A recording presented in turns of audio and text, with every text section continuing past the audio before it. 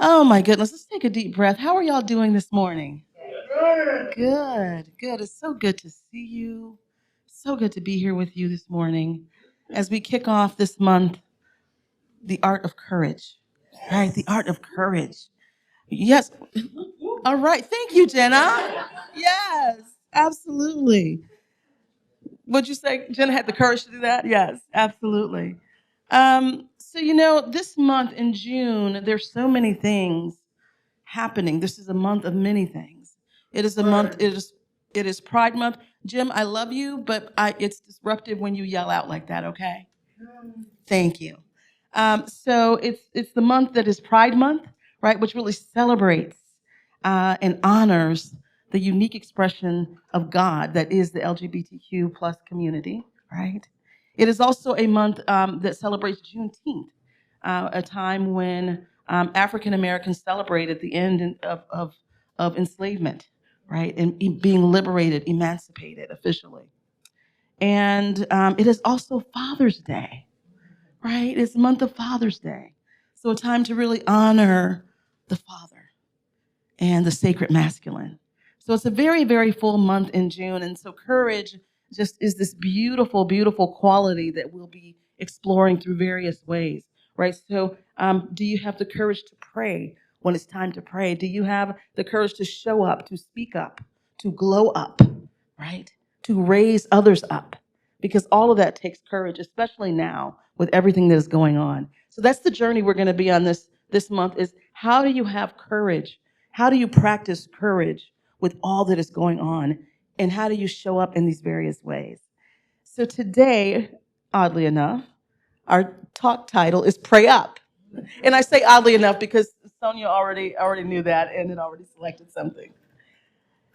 Oh, so Pray Up is what I'm talking about today, and talking about prayer, which those of you who know me know it is one of my favorite things to do, that I love to pray, right? I love to pray. And so I want to share with you an early remembrance I have of prayer. I come from a family of people who prayed, who understood that there was this unseen power, this unshakable power that could be relied upon to transform lives, to transform circumstances, right? To transform the external world. And so one of the things I remember, a story I remember, is many years ago, my aunt, my mother's youngest sister, was ill and gravely ill, ICU ill. And I don't think it ever was really clear what exactly happened, but there was just a lot happening with her. And at one point in this illness, and when she's in the hospital, she died. She um, died. And here's what we didn't know. So my aunt was in Atlanta.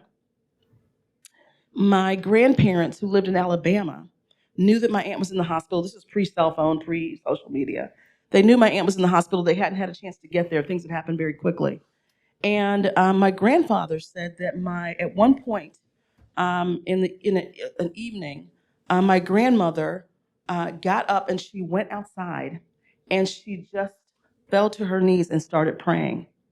And he said that he didn't know what was happening. He had never heard her pray like that before. He had never experienced her in that way before. And he said that she prayed and prayed on her knees and was praying for her child, for her youngest child. And he just thought that was the odd occurrence. But my grandmother was not prone to big emotion or big expression. And so it was just very strange. And later we found out at the moment she went out into the yard to pray, it was when my aunt had passed. Right. And my aunt survived. She's still here. She's still here. Yeah. And I remember understanding this and hearing this recounted in the family as we were putting tying all the pieces together, going, what? And I remember thinking as a child, whoa, like, whoa, right? Like, could someone pray in a way that shifted someone else's life, right? And clearly, this was my grandmother's child, and she was in deep emotion, distraught, despair. and something moved on her to go and pray with everything she had in that moment. And so that was one experience I had with prayer that was like, whoa, whoa, like, wow, right? And then I think it was during the same time, the entire family went to Atlanta where my aunt was in the hospital. And this minister named Reverend Dr. Barbara King, I don't know if you all know who she is. She was a New Thought minister. Some of you know her. She was a giant physically and literally. She's like 6 feet tall, regal bearing, African American woman, had a massive church, Hillside in Atlanta, and she was a New Thought minister. And she came to the hospital to pray with my family for the same aunt at the same time. And I remember the whole family standing in a circle, holding hands. And I remember I was holding Dr. Barbara's hand.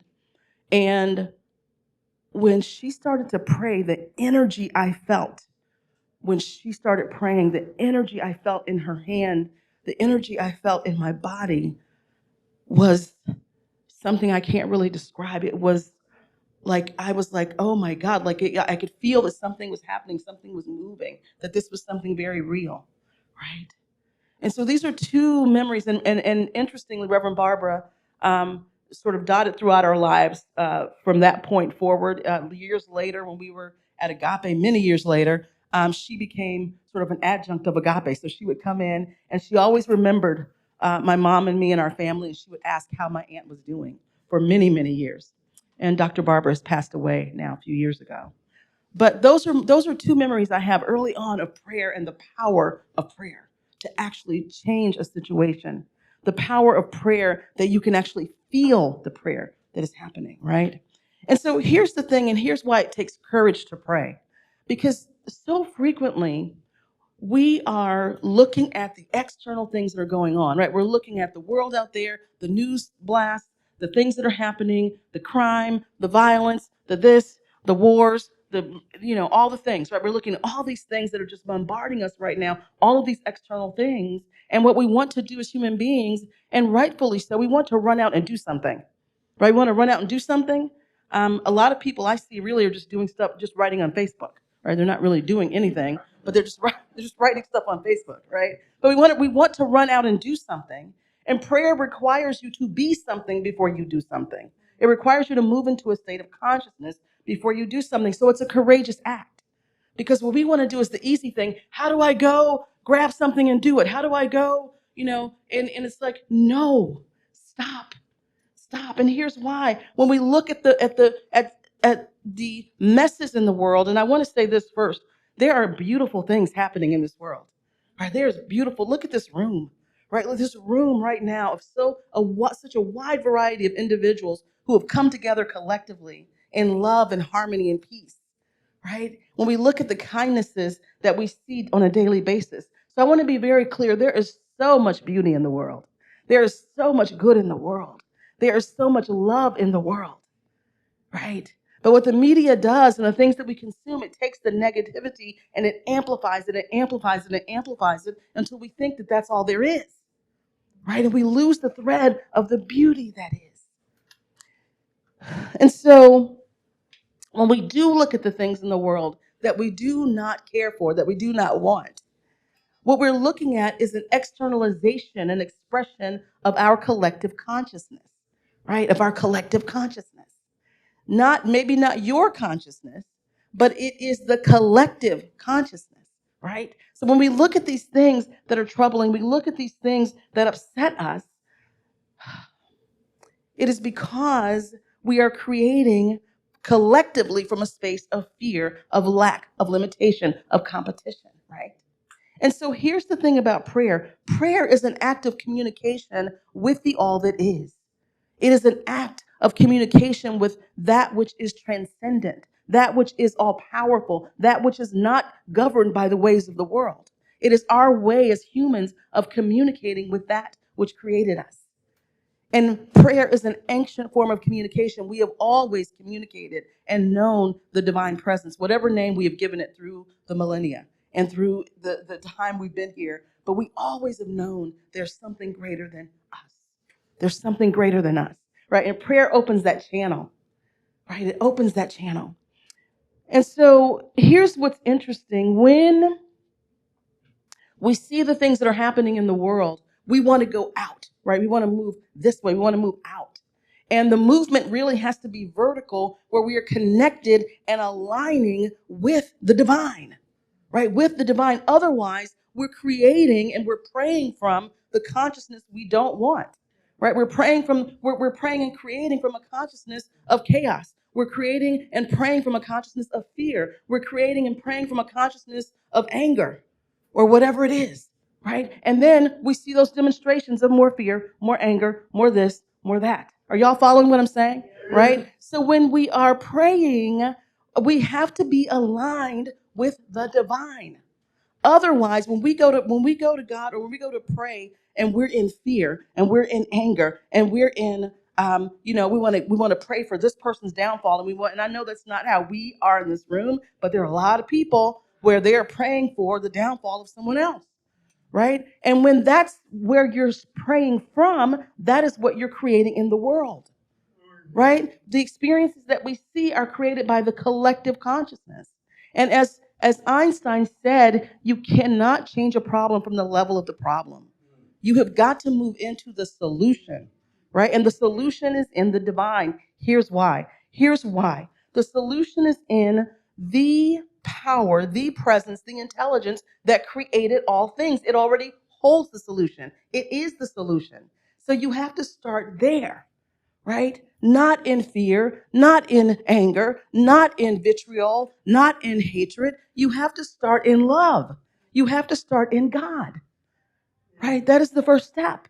Because when you disengage from the emotion, let me say this a different way. When you disengage from the toxic emotion, right, and get to the purity of the divine within, now you're praying from a space where there is a solution that can emerge, right? You're praying from a space where something new can happen in the world.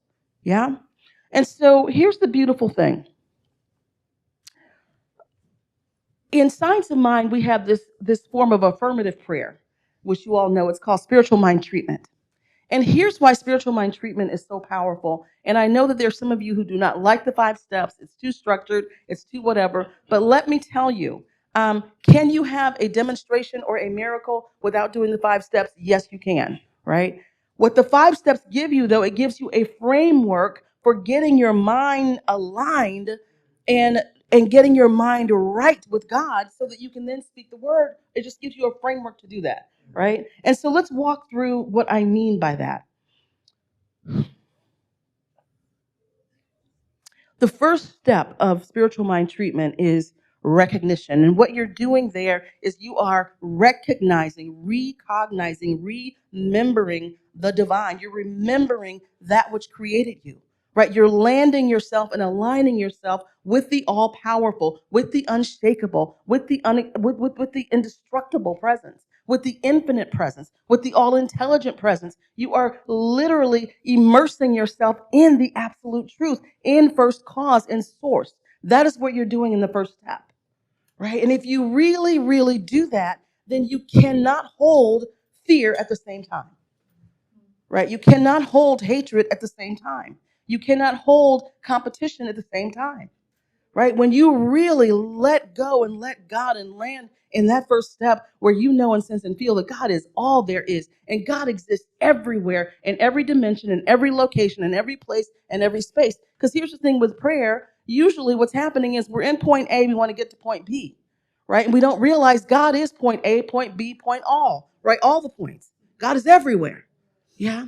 And so we have to start there. And that is the most important step, is to take as much time as you need calling the names of God, knowing the presence of God, feeling the presence of God, speaking the absolute truth, because you got to get the dirt of the world off of you, right? You have to get the dirt of the world off of you. You have to get aligned with the divine, right? This is not it's an alignment, not a negotiation, right? We're not negotiating with God. We're not supplicating. We're not begging. We are aligning with the truth. So that first step is so important, and it takes courage, because we want to hold on to the fear that we came into the prayer with. We want to hold on to whatever brought us into the prayer state. We want to hold on to it. Usually it's fear of something, right? And we want to hold on to that. The ego wants to hold on to that. And what I'm telling you is, if you can let go of that and just allow yourself to surrender to the divine in that first step, it aligns you in the most powerful place. Because now you are aligned with the solution. Because if God created all things, then God is the solution, yes? Okay, so then you are now aligned with the solution. If God is all intelligent, it knows how to solve the problem, yes? Okay, so now you're aligned with the intelligence that can now solve whatever it is. Okay? So that is the first step. Like, you've got to get aligned with spirit and let all the you know what go. Just let it go. Right? Let it fall. Let it go. Right? Right? And really feel into that presence, because the veil is thin. It's closer than your heartbeat. It's closer than your breath. God is animating your presence right now. It's immediate. It's not out there somewhere. It's in here. It's in here. So that's the first step. Y'all still with me? Yes. Okay. The second step. So now you've recognized that divine presence. I want to say to my LGBTQ plus friends and family that right now there's so much fear, right, about what is happening. There's so much fear about what is happening, and rightfully so. When you look at what's happening, when you look around, right? And so I'm inviting you to use what I'm saying today as a blueprint to get through this time. Anyone, anywhere who's fearful, right? To use this as a blueprint, right?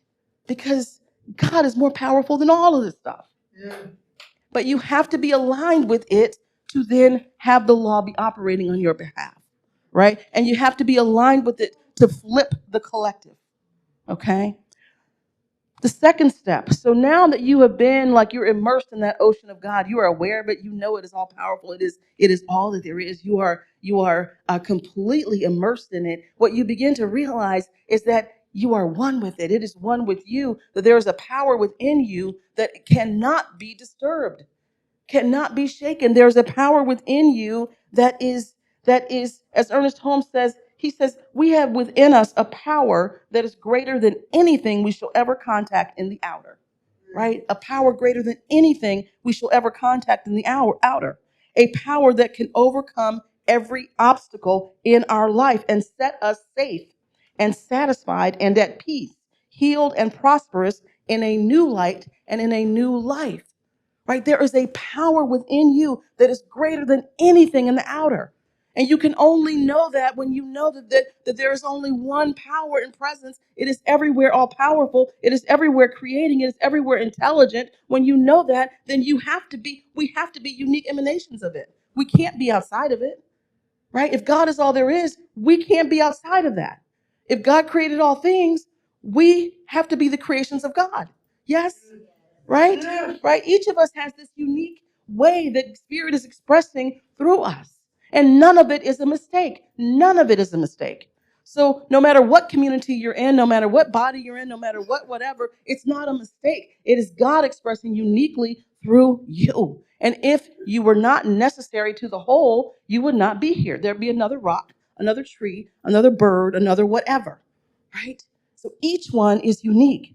And so in this unification step, what you are knowing absolutely is that the presence of God created you out of itself. And therefore, you have the divine spark within your very own being.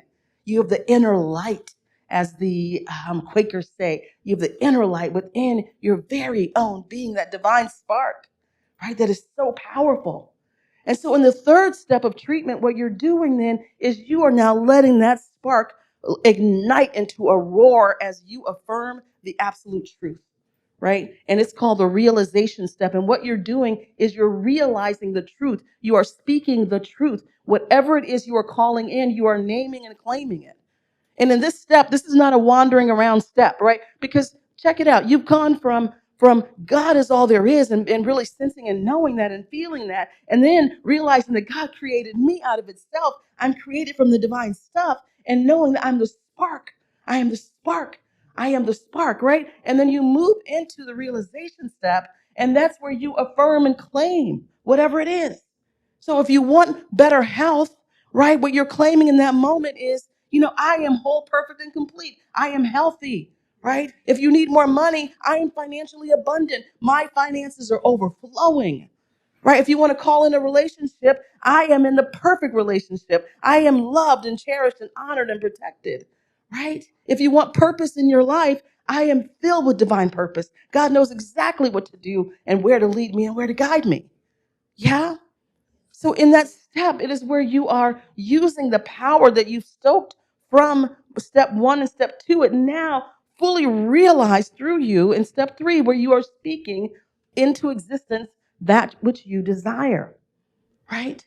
And so what is happening at that point is you are now so aligned with the divine and you're so aware of the divinity within you and you're speaking the word and it has to come into existence, right? What happens in that realization step in the quantum field, they would say it collapses, the quantum field, it collapses, and then that which you desire, it finds its way to you, right? Or if you want to think about it in multiple dimensions, it is said that God exists in all dimensions. There are multiple dimensions. We all exist in multiple dimensions, in multiple places and spaces. There's a place where the thing you're praying for, where you exist with that thing.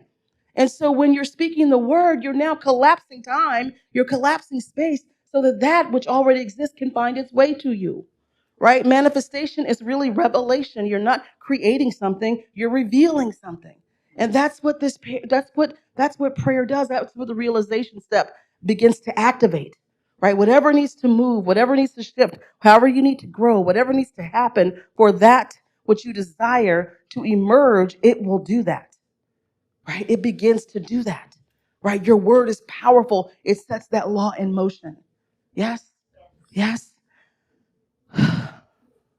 Wow. I know. A lot of energy is moving up here. A lot of energy is moving up here. And then we get to step 4, which is Thanksgiving. And so here's what Thanksgiving is about. When do you give thanks for something, y'all?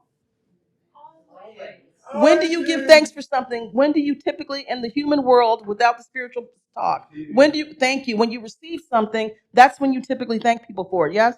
Right? So you get a gift, you thank them for it. Is that right? Okay. So when you went in spiritual mind treatment or affirmative prayer, when you get to step 4, to Thanksgiving, what you're doing is exactly what you would do in life. The gift is already given, so you're giving thanks for it.